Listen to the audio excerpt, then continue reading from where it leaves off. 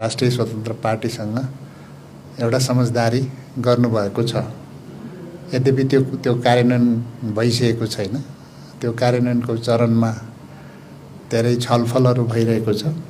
हामी आजभोलि नै त्यसको विषयमा केही न केही निर्णयमा पुग्छौँ। कुन ठाउँबाट उम्मेदवार दिँदैछ भन्ने अब अहिलेसम्म त म डिक्लेयर गरेको छैन। मेरो रामेछाप प्रिय जिल्ला पनि हो, तर अब अहिले चाहिँ म अन्य विकल्पहरू पनि हेरिरहेको छु।